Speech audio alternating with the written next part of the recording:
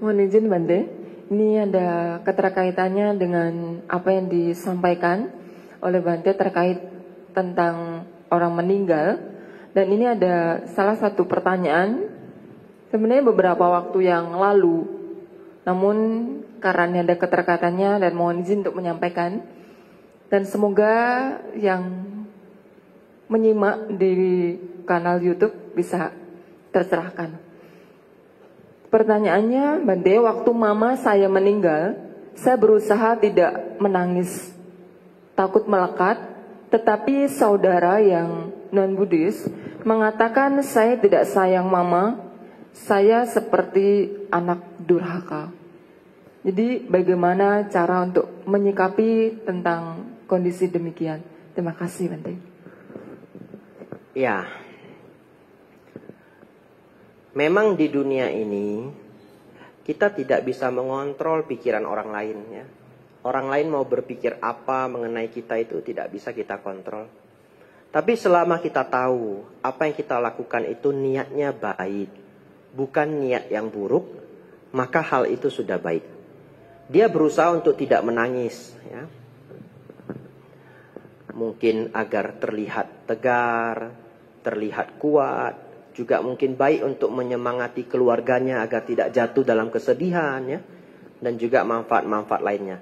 Kalau cetana dia adalah baik ya, dan yang tahu dia itu anak durhaka atau bukan anak durhaka dirinya sendiri. Tetapi kalau orang lain kemudian menjudge ya, menghakimi dia itu anak durhaka karena tidak menangis, ya saya pikir abaikan saja. Abaikan saja. Nah, itu satu-satunya cara yang bisa dilakukan. Kadang kita juga tidak perlu berteriak-teriak menjelaskan ke mereka, saya tidak durhaka dan sebagaimana macam rupa, karena kadang kita tidak bisa mengubah pikiran orang lain. Ya. Jadi di sana latihan untuk tegar saja. Selama kita tahu, yang tahu itu persis tahu adalah diri kita. Kita durhaka atau tidak, yang tahu itu adalah diri kita. Kalau dia selama ini sayang dengan orang tuanya, care dengan orang tuanya, itu sudah cukup membuktikan dia bukan anak yang durhaka.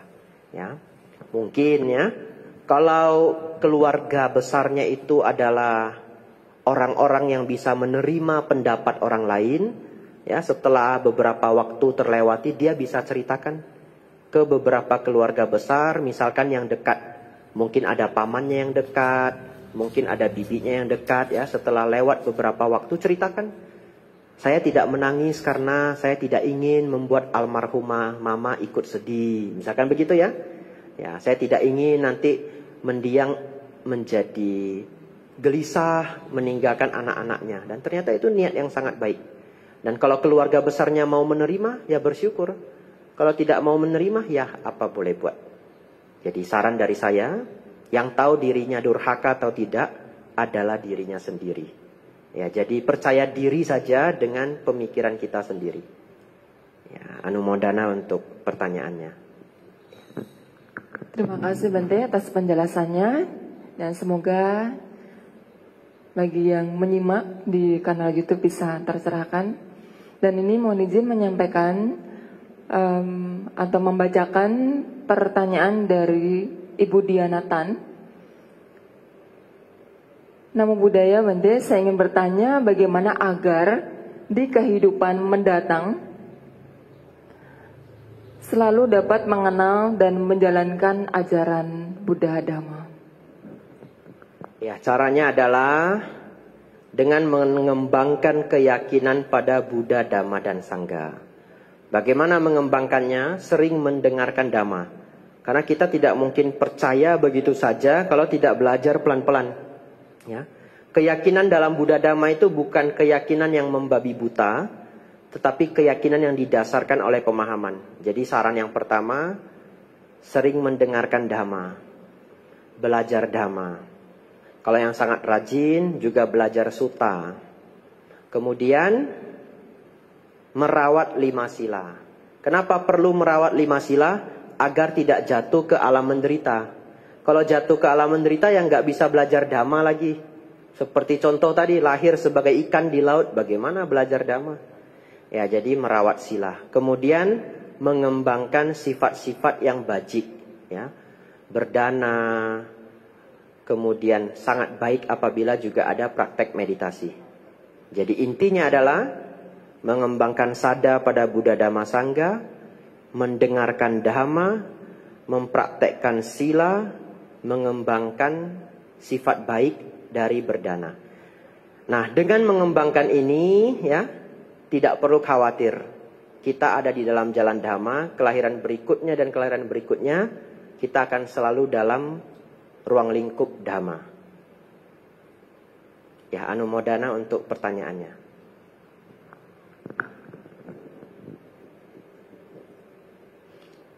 Terima kasih Bande. Ya, ini ada pertanyaan lagi dari Sheila Lim di kanal YouTube. Cukup panjang. Karena sembari bercurhat. Ya. Ini saya pernah di dalam keadaan ditanya atasan dan saya sampaikan jawaban saya sesuai kenyataan yang ada berkaitan dengan orang lain. Nah, kemudian si orang lain ini kena marah sama atasan dan bilang saya yang asal ngomong dan saya juga hanya menyampaikan sesuai kenyataan. Apakah ini termasuk ke dalam adu domba atau ucapan yang tidak bermanfaat? Dan bagaimana untuk mengatasinya? Karena saya berada di dalam kondisi terpaksa harus menjawab ketika ditanya dan saya tidak mungkin tidak jawab atau berbohong. Anumodana Bande. Ya, masalahnya saya tidak tahu masalah itu apa ya. Jadi sangat sulit menjawab pertanyaan yang saya tidak tahu permasalahannya apa. Karena saya tidak bisa memberikan jawaban yang cocok untuk setiap kasus. Betul ya? Karena setiap kasus itu berbeda-beda. Nah, apalagi tadi diberitahukan bahwa saya tidak bisa tidak menjawab. Kalau saya jawab merugikan teman saya. Kalau jawab tidak jawab salah, begitu ya. Jadi kalau saya jawab, saya bisa dibenci teman saya bisa bermasalah dengan atasan. Saya tidak menjawab, mungkin saya bisa dipecat. Saya harus bagaimana Bante? Dia saja bingung, apalagi saya. Ya, itulah kehidupan ya. Oke, saya beri nasihat Dhamma saja. Karena ini begitu luas kasusnya ya, setiap kasus berbeda-beda. Tidak ada jawaban yang general begitu ya. Saya kasih tipsnya saja. Sang Buddha mengajarkan satu hal yang pantas diceritakan atau pantas untuk diungkapkan adalah kalau hal itu adalah hal yang benar, membawa manfaat bagi orang lain, ceritakanlah. Tapi kalau hal itu benar, tidak bermanfaat, tidak diceritakan. Kalau hal itu tidak benar, tapi bermanfaat, tidak diceritakan. Karena tidak benar ya. Dan kalau hal itu tidak benar dan tidak bermanfaat, tidak diceritakan. Jadi diusahakan yang diceritakan itu hanya satu. Sudah benar, bermanfaat pula. Ya, jadi itu yang kita usahakan. Tapi kalau kasusnya seperti ini, seperti buah si malakama, jangankan dia, saya pun bingung ya. Untuk itu saya tidak ada jawaban yang bisa pasti general. Saya kembali bahwa gunakanlah kebijaksanaan kita kembali. Kalau memang itu adalah kesalahan dari kolega kerja kita dan itu sampai membahayakan orang lain bahkan, dan kita sudah memang benar-benar tidak bisa kalau tidak menjawab, saya pikir kadang kita menjawab itu tidak ada salahnya. Agar apa? Agar keburukan-keburukan itu sudah tidak terjadi lagi. Apalagi kalau ada orang lain yang dirugikan. Berarti nanti saya jadi dibenci. Lah, begitulah resiko hidup. Sang Buddha mengajarkan ada 8 kondisi dunia. Kadang untung, kadang rugi. Kadang dipuji, kadang dicela. Kadang dikenal, kadang tidak dikenal. Kadang merasakan sakit, kadang merasakan nyaman. Itu bagian dari kondisi dunia. Tapi kembali, saya tidak memberikan jawaban pasti karena setiap kasus adalah berbeda. Ya, anumodana untuk pertanyaannya. Ada mungkin satu pertanyaan terakhir. Yang di sini ada yang mau bertanya? Ya, mohon izin lagi Bante, ini membacakan pertanyaan tambahan dari Michael Anthony. Saya pernah mendengar cerita orang tentang mengubah pola pikir dengan cara hipnotis seperti dihilangkan ingatannya. Mohon pencerahannya Bante. Pertanyaannya adalah, tidak ada pertanyaan di sana, itu pernyataan semuanya. Oh iya. Nah ini saya pernah mendengar cerita orang tentang mengubah pola pikir dengan cara hipnotis seperti dihilangkan ingatannya. Ya mohon pendapat Bante mengenai tentang hal ini.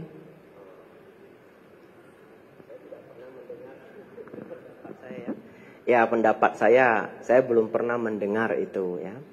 Tapi bagaimana cara menghilangkan pikiran orang? Tidak tahu juga apakah dipukul kepalanya atau diberi obat begitu ya. Ya kalau lihat di film-film sih ada ya. Tapi yang kenyataan saya sendiri belum ketemu. Memang pernah teman saya dulu waktu saya SMP, dia ikut pertandingan basket seru sekali. Tiba-tiba karena lawannya sudah kalah, mereka curang. Pas mau steal bolanya itu sengaja dia tinju teman saya. Tidak tahu sengaja atau tidak sengaja ya, tapi seperti terpukul begitu. Kemudian teman saya jatuh dan anehnya teman saya lupa kejadian satu hari itu. Blank, satu hari hilang semua. Ya jadi manusia memang bisa hilang ingatan. Mungkin kalau terbentur atau salah makan racun begitu ya, termakan racun atau salah makan obat. Tetapi mengenai menghipnotis seseorang agar dia lupa ingatan semuanya, kemudian dia dicuci otaknya, saya belum pernah dengar. Tetapi kasus di mana anak kecil itu diculik, kemudian dicuci otak, saya pernah mendengar. Jadi ada kasus, satu keluarga mereka punya anak dua, kakak adik, tiba-tiba dua anaknya ini hilang. Hilang selama 7 bulan. Dan anaknya sudah cukup dewasa, mungkin sekitar SD kelas 6 dan SMP kelas 1. Hilang 7 bulan. Sekembali anaknya jadi aneh. Mungkin diajari ajaran-ajaran yang aneh. Kemudian sekembali di rumah, anaknya jadi aneh, anaknya jadi tidak sayang orang tuanya. Nah saya pernah mendengar cerita seperti itu. Tapi anaknya tidak hilang ingatan. Ya, jadi mengenai hal tadi itu, mengenai dihilangkan ingatannya, kemudian dicuci otaknya, ya saya belum pernah dengar. Ya, anumodana untuk pertanyaannya. Terima kasih Bante. Ini ada pertanyaan dari Nunut. Tri Setianingsih dari Malinau. Mengenai kalau kita masih pilih-pilih dalam berbuat kebajikan. Jadi bagaimana kalau misalkan kita itu masih pilih-pilih dalam kebajikan. Itu apakah itu baik atau tidak baik? Terima kasih Bante. Iya. Sang Buddha memang pernah mengajarkan bahwa berdana kepada orang yang berbeda itu buah karma baiknya berbeda. Ya, itu diajarkan oleh Sang Buddha. Bahkan beliau mengatakan, berdana kepada 100 sotapana dengan berdana kepada 1 sakadagami, berdana kepada 1 sakadagami, buah karmanya lebih besar. Nah, supaya gampang, sotapana itu kesucian tingkat pertama. Sakadagami kesucian tingkat kedua, anagami kesucian tingkat ketiga, arahat kesucian tingkat keempat. Jadi Sang Buddha memang pernah mengajarkan berdana kepada 100 sotapana tidak lebih besar daripada 1 sakadagami. Berdana kepada 100 sakadagami tidak lebih besar daripada 1 anagami. Berdana kepada 100 anagami tidak lebih besar daripada 1 arahat. Dan berdana kepada 100 arahat tidak lebih besar daripada 1 paceka Buddha. Berdana kepada 100 paceka Buddha tidak lebih besar daripada berdana kepada 1 sama Sang Buddha. Dan berdana kepada Sangha bahkan lebih besar daripada dana kepada sama Sang Buddha. Sangha itu adalah bikku, komunitas bikku secara keseluruhan. Oleh karena itu ada tradisi kita yang disebut Sangha Dana. Nah, jadi Sang Buddha menjelaskan ini tentu agar kita bijaksana. Kalau kita ingin berdana, danalah kepada mereka yang ladang kebajikan yang membawa buah karma yang besar. Tetapi Sang Buddha juga melanjutkan bahwa seseorang berbuat baiklah seperti air hujan yang tidak memilih. Maksudnya bagaimana? Kalau Bapak Ibu melihat ada makhluk lain yang menderita, Bapak Ibu jangan pilih. Kalau lihat temannya jatuh ke paret, jangan mikir ini teman baik sama saya apa enggak. Betul ya? Ini teman ini waktu SD dia kurang akrab sama saya. Duduknya di belakang, Anda usah ditolong. Tidak, menolong orang itu tidak memilih. Jadi menolong orang seperti air hujan yang tidak memilih. Ketemu orang jatuh ke paret, cepat-cepat kita angkat. Bahkan kalau dia itu adalah musuh kita, benar? Ya, kalau orang punya meta karuna yang benar itu ya, bahkan kalau melihat orang yang tidak dia sukai jatuh ke paret, dia bantu, dia angkat. Karena yang kita tidak sukai adalah sifatnya, bukan individunya. Jadi kita tolong dia. Kemudian kita pergi. Katakanlah juga Bapak Ibu tidak suka orangnya, angkat dia dari paret, ya kemudian Bapak Ibu pergi. Dia tidak ucap terima kasih juga tidak apa-apa. Atau kalau dia ucap terima kasih, Bapak Ibu tidak mau jawab juga, ya sudahlah tidak apa-apa. Tapi Bapak Ibu angkat dia dari paret. Nah itu adalah maksudnya adalah, boleh seseorang ketika menanam kebajikan dengan kebijaksanaan dia memilih ladang yang subur. Tetapi ketika menolong orang lain, tolonglah orang lain seperti halnya air hujan yang tidak memilih. Ya itu jawabannya. Anumodana untuk pertanyaannya. Malam Bante. Selamat malam. Saya David. Iya silakan. Saya mau tanya, kalau di sekarang itu kan meditasi itu banyak pakai, ada yang di internet itu pakai lagu-lagu yang bisa atur pikiran kita di frekuensi berapa. Nah, apakah kita boleh pakai itu Bante untuk meditasi? Terima kasih. Ya, pertanyaan dari saudara David ya. Nanti setelah ini satu pertanyaan lagi mungkin untuk ibu-ibu ya, biar adil. Kiri satu, kanan satu. Berarti sekarang banyak metode meditasi dengan lagu-lagu, bahkan diputar dengan frekuensi-frekuensi tertentu. Apakah boleh itu dipakai? Kalau tujuannya untuk rileks saat bekerja ya, atau hanya ingin mengetahui, silahkan saja. Tapi kita memahami bahwa itu bukan meditasi ajaran Sang Buddha ya. Jadi bukan berarti lantas itu menjadi sebuah larangan, tidak. Ya, kita boleh saja kalau kita merasa menggunakan itu, kita menjadi rileks ketika membaca atau ketika hanya sekedar ingin menenangkan diri, silahkan. Tapi itu bukan meditasi yang mengarahkan pada kesucian. Ya, kalau kita ingin bermeditasi mengarah pada kesucian, maka kita diharapkan mengikuti apa yang diajarkan oleh Sang Buddha. Misalkan mengikuti Anapanasati Sutta, Satipatthana Sutta ya, karena itu sudah metode terbaik dan kitab itu sudah diuji oleh 500 arahat pada konsili pertama begitu ya. Ya, jadi jawabannya kalau sekedar ditanya apakah boleh dipakai, ya kalau ingin mengalami, ingin merasakan, ingin mencoba, boleh-boleh saja. Tapi ketika kita serius bermeditasi untuk meluhurkan batin, kita kembali menggunakan ajaran Sang Buddha. Ya, terima kasih pertanyaannya. Ya, silahkan ada Ibu, silahkan. Malam Bante, Bapak Budaya, nama saya Anastasia. Pertanyaan saya simpel aja Bante, saya cuma ingin nanya dari tadi pembebasan tersebut, apakah itu sama seperti ajaran-ajaran agama yang lain, itu ada urutannya. Jadi apakah itu ada urutannya dengan melakukan tahap 1 dulu, baru tahap kedua, tahap ketiga, atau boleh random gitu Bante? Karena kan biasanya kalau dalam ajaran Dhamma yang lain kan kadang-kadang kita karena kita bisa melakukan yang ke-1, baru bisa kita masuk di tahap kedua, ketiga, dan demikian pertanyaan saya. Iya, Bu Anastasia ya, terima kasih pertanyaannya. Bante, apakah dhamma yang diungkapkan 8 tadi itu, apakah akan runtut sedemikian rupa juga dengan dhamma-dhamma yang lain? Baik, jawabannya adalah umumnya Sang Buddha selalu menjelaskan sesuatu dengan runtut, namun bukan berarti itu pakem.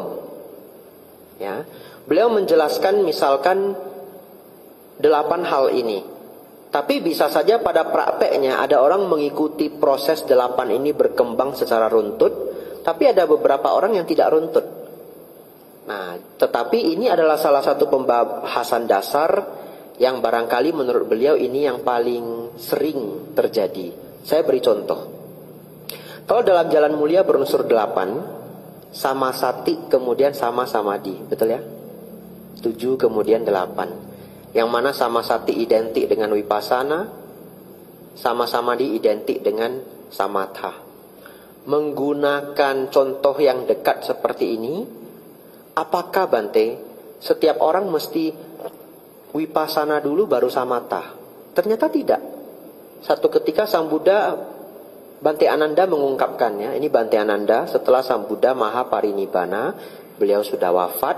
Bante Ananda mengungkapkan, dari para arahat yang datang padaku, para arahat ini mencapai nibbana melalui 4 cara. Yang pertama, mereka mempraktikkan samatha, kemudian wipasana. Yang kedua, mereka mempraktikkan wipasana, kemudian samatha. Yang ketiga, mereka mempraktikkan samatha dan wipasana secara bersamaan. Yang keempat, mereka merenungkan aku, muncul kegelisahan, melenyapkan kegelisahan, ia mencapai nibbana. Artinya, walaupun Sang Buddha mengajarkan jalan mulia berunsur 8 sama sati nomor 7 sama-sama di nomor 8. Atau kalau kita sinonimkan dekat dengan wipasana kemudian samatha, pada prakteknya bisa saja tidak selalu pakem seperti itu. Ya. Jadi 8 ini adalah petunjuk dari beliau. Boleh kita belajar mengembangkannya setahap demi setahap. Tapi dalam prakteknya bisa saja beberapa orang berkembang nomor 6 dulu. Dia orangnya sudah sangat rendah hati tapi sulit mengendalikan nafsu. Bisa saja. Betul ya? Ya, seperti itu. Ya, terima kasih pertanyaannya. Ya. Terima kasih Bante. Supaya pas saya juga boleh bertanya ya Bante ya? Boleh, silahkan. Nanti daripada pulang saya penasaran Bante. Mohon maaf ya Bapak Ibu ya. Dari tanpa nafsu Bante. Tanpa nafsu berarti termasuk terhadap harta benda gitu ya. Namun dalam kebahagiaan Garawasa itu ada 4 kebahagiaan. Yang salah satunya adalah ati suka, kalau mungkin nggak salah ya Bante. Kebahagiaan mendapatkan harta kekayaan Bante. Walaupun dalam selanjutnya yang boga suka itu kebahagiaan bisa memanfaatkan kekayaan itu dengan benar sesuai dengan ajaran Sang Buddha. Namun kaitannya dengan nafsu tadi dan kemudian kebahagiaan mendapatkan kekayaan itu bagaimana Bante? Terima kasih. Iya, ya. Tidak gampang. Tidak gampang. Baik. Pada poin pertama adalah tanpa nafsu. Tapi dalam kehidupan sehari-hari, memperoleh harta, memperoleh perolehan juga bagian dari kebahagiaan, ya. Baik. Tentu ketika kita mempraktekkan 8 ini, kalau kita belum arahat, maka belum final. Ya. Jadi kalau seseorang belum mencapai arahat, ya pasti mesti masih ada nafsu. Nah, tugas kita mempelajari dharma ini adalah pelan-pelan nafsu menjadi berkurang, dan berkurang. Katakanlah, walaupun sulit untuk dipersentasekan. Katakanlah seseorang dulu nafsu terhadap hartanya 100%. Katakan seperti itu. Setelah dia belajar dhamma, nafsu terhadap harta 50%. Bukan berarti dia tidak bekerja, bukan berarti dia resign ya. Dia tahu dengan jelas bahwa hidup membutuhkan harta. Dia tidak bisa ndak. Kalau enggak, anak-anak ndak makan. Betul ya? Ya, tetapi karena dia sudah belajar dharma, kemelekatan terhadap harta menjadi berkurang.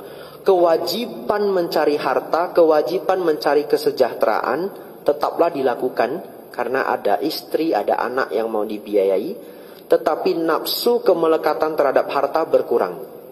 Apa manfaatnya? Pernah kita mendengar seseorang bangkrut kemudian jadi sakit jiwa? Pernah ya? Bangkrut itu bisa sakit jiwa Bapak Ibu. Kenapa? Karena melekat 100% dengan harta. Ya. Ketika pandemi tidak sedikit umat Buddha ada yang bangkrut. Dan ada yang datang kepada saya cerita begini, Bante, bisnis saya jatuh semua karena bisnis saya itu berhubungan dengan orang banyak. Jual makanan, jasa-jasa dan sebagainya. Habis semua Bante. Saya nangis habis-habisan. Tapi dia tidak jadi sakit jiwa. Kenapa? Ada dharma yang melindungi dia. Kemelekatannya tidak terlalu tinggi dibandingkan orang yang sakit jiwa itu.